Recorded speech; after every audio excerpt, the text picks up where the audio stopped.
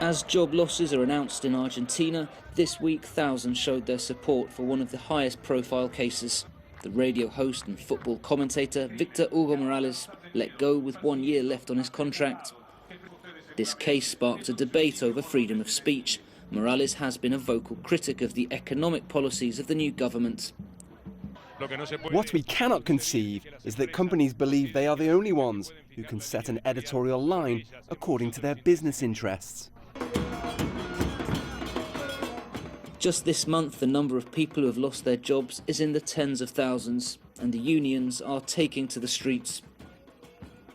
Protests like this are becoming increasingly common in Buenos Aires and across Argentina as news filters through of people losing their jobs in the public and private sector. The government is acting quickly before employees reach a year on their contract, avoiding more complicated future negotiations.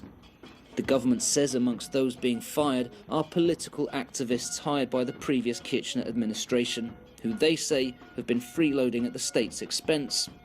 Vice President Gabriela Michetti recently posted on Twitter, the state is not an employment agency.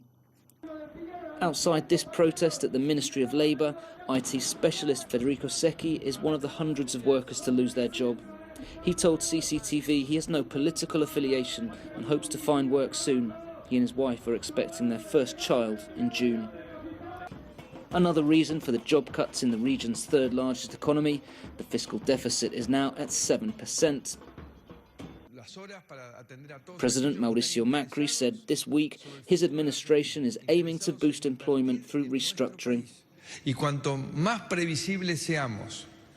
The more predictable and coherent the country is, the more factories will come to Argentina and more work will be generated. The question remains how fast new jobs will be created at a time when consumer prices are rising. In the coming days, there are marches planned in support of the government, but so too there will be more marches in protest. Joel Richards, CCTV, Buenos Aires.